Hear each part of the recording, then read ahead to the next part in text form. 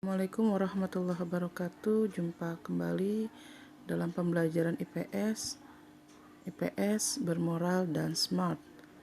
Apa kabar anak-anakku sekalian? Semoga kalian selalu sehat, tetap semangat untuk mengikuti pembelajaran jarak jauh. Sebelum pembelajaran dimulai, mari sama-sama kita berdoa agar pembelajaran pada hari ini dapat memberikan manfaat buat kamu semuanya. Berdoa dimulai.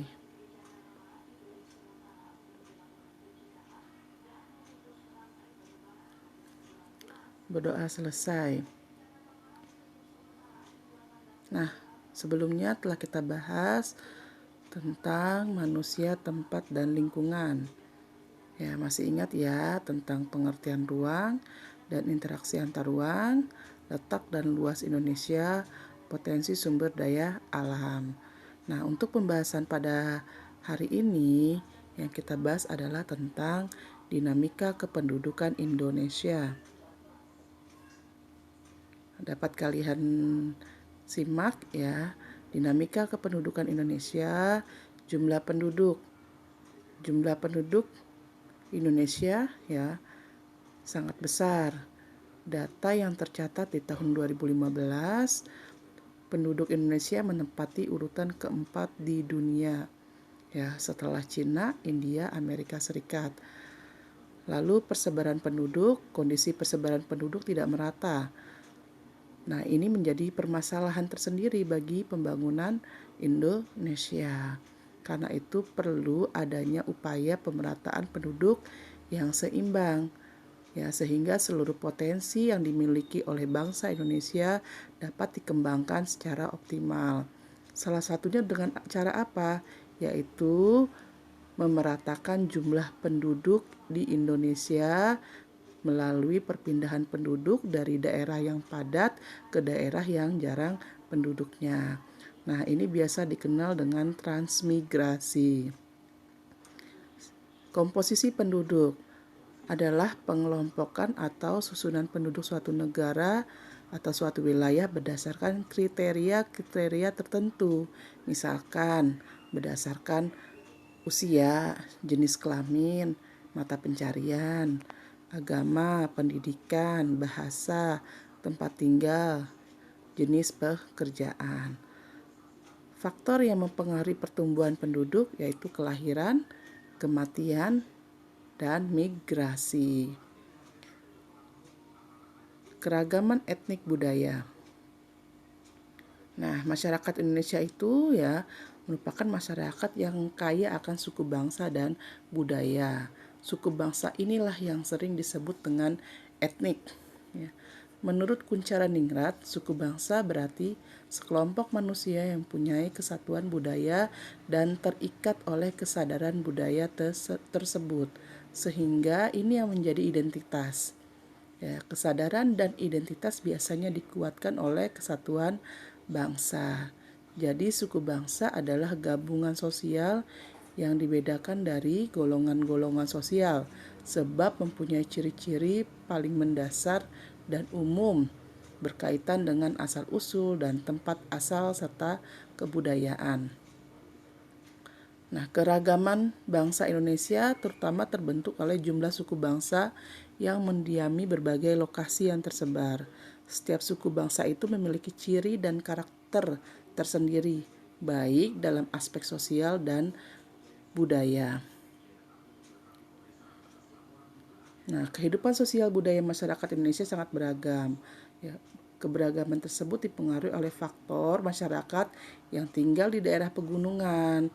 Ya, biasanya lebih banyak menggantungkan kehidupannya dari pertanian, sehingga kehidupan sosial budaya masyarakat berkembang ya menjadi petani. Sementara daerah pantai bagaimana?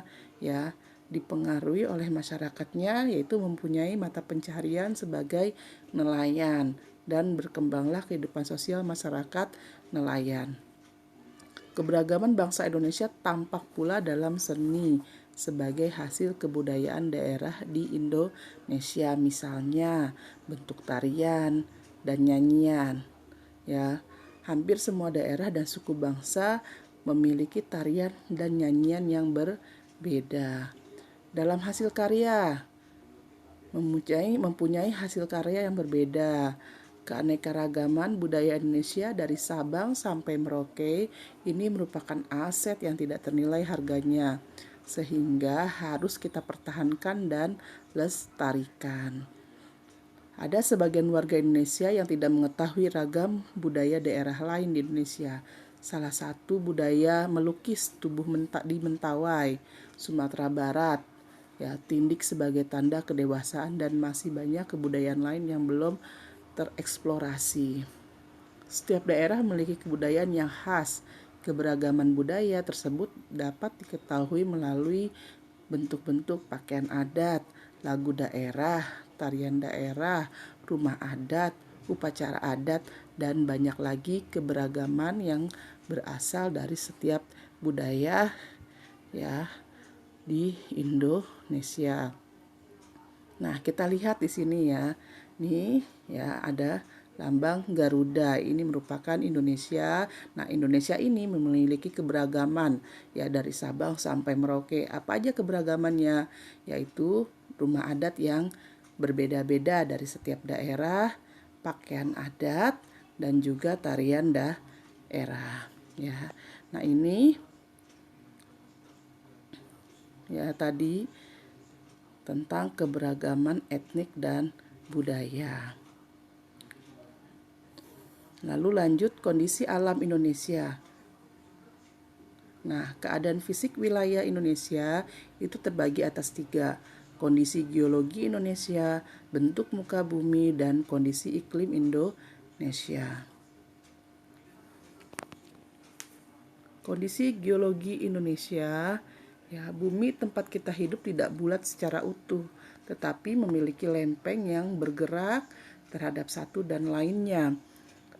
Indonesia terletak pada pertemuan 3 lempeng tektonik besar, yaitu lempeng Indo-Australia, Eurasia, dan lempeng Pasifik. Akibat yang ditimbulkan ya apabila terjadi tumbukan lempeng, yaitu terbentuknya rangkaian pegunungan yang sebagian menjadi gunung api seperti di Pulau Sumatera, Jawa, Nusa Tenggara. Tumbukan antar lempeng juga menghasilkan fenomena gempa bumi. Dampak gempa bumi ya terbagi 2, ada gempa tektonik dan gempa vulkanik. Gempa tektonik adalah gempa karena pergerakan lempeng tektonik. Gempa vulkanik adalah gempa yang terjadi karena adanya aktivitas gunung berapi. Letusan gunung api. Gunung berapi adalah lubang kepundan atau rekahan dalam kerak bumi, tempat keluarnya cairan magma atau gas atau cairan lainnya ke permukaan bumi. Ciri gunung api adalah adanya kawah atau rekahan. Sewaktu-waktu dapat meletus. Ciri gunung berapi yang aktif adalah adanya aktivitas seperti semburan gas, asap, material dari dalam gunung berapi.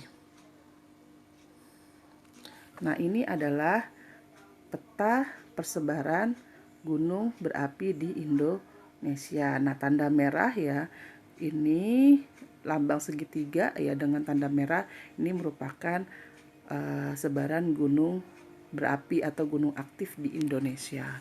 Ternyata banyak ya, setiap wilayah memiliki gunung api yang tersebar. Bentuk muka bumi. Jika kamu perhatikan keadaan pulau di Indonesia, tampak adanya keberagaman bentuk muka bumi. Bentuk muka bumi di Indonesia dapat dibedakan menjadi ada dataran rendah, dataran tinggi, bukit, gunung, pegunungan. Sebaran dari bentuk muka bumi di Indonesia tersebut dapat dilihat pada peta fisiografi Indonesia. Nah, kita lihat ya, di sini ada peta bentuk muka bumi atau fisiografi wilayah Indonesia yang menunjukkan adanya keberagaman ya. Jadi dari setiap wilayah ini ya, dari Sumatera, Jawa, Sulawesi, Kalimantan, dan sampai Papua, Irian Jaya, ini memiliki keberagaman ya bentuk muka bumi. Terakhir, kondisi iklim Indonesia. Indonesia berada di wilayah tropis. Ciri iklimnya, suhu udaranya yang tinggi sepanjang tahun berkisar sampai 27 derajat Celcius. Di daerah iklim tropis tidak ada perbedaan yang jauh antara suhu pada musim hujan dan musim kemarau. Kondisi ini berbeda dengan daerah lintang, sedangkan yang suhunya berbeda sangat jauh antara musim dingin dengan musim panas. Suhu pada musim dingin dapat mencapai sekitar kurang dari 200 derajat Celcius ya. Sedangkan pada saat musim panas dapat mencapai sekitar 40 derajat Celcius. Keadaan iklim di Indonesia dipengaruhi oleh 3 jenis iklim musim, iklim tropis, dan iklim laut ya. Bisa kalian lihat dan kalian simak ya. Kalau iklim musim itu dipengaruhi oleh angin musim yang berubah-ubah setiap waktu tertentu. Biasanya satu periode perubahan adalah 6 bulan. Iklim tropis terjadi karena Indonesia berada di daerah tropis. Suhu yang tinggi mengakibatkan penguapan yang tinggi dan berpotensi untuk terjadinya hujan.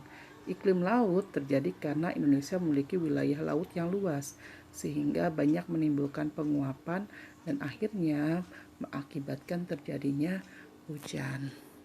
Nah, di sini kalian bisa simak ya. Pada saat musim hujan di Indonesia itu terjadi sekitar bulan Oktober sampai April ya, yang biasa kita kenal dengan angin muson barat. Sedangkan angin muson barat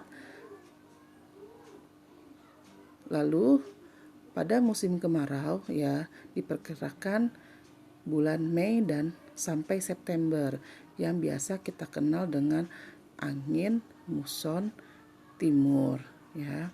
Nah, pada saat inilah, pada saat angin muson timur terjadi musim kemarau.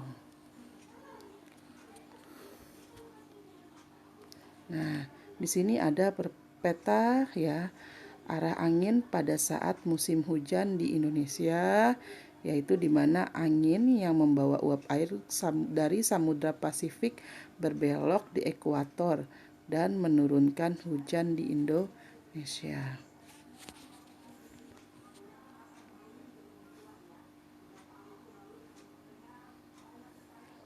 Baik ya, demikian pembahasan kita pada hari ini. Semoga dapat memberikan manfaat kepada kamu semuanya.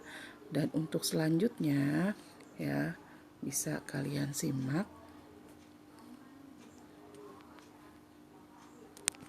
Ya, di sini sudah Ibu siapkan. Nah, ya di sini silakan kalian lihat ya. Penugasan IPS kelas 7 ya, tadi kita sudah bahas tentang budaya suku bangsa atau etnik yang beragam dari Indonesia. Nah, sekarang tugas kalian adalah satu, dari daerah manakah kamu berasal. Yang kedua, suku apa saja yang ada di daerahmu. Yang ketiga, tuliskan nama rumah adat dari daerah asalmu. Yang keempat, bahasa daerah yang biasa digunakan ya di daerah asalmu. Yang kelima, tuliskan nama pakaian adat yang berasal dari daerahmu. Yang keenam, tuliskan tarian yang terkenal dari daerah asalmu. Nah, tugas ini silakan kalian kerjakan di buku tulis dan dikirim menggunakan ya melalui Google Classroom di kolom komentar tugas. Baik anak-anak sekalian, demikian pembelajaran IPS pada hari ini. Wassalamualaikum warahmatullahi wabarakatuh.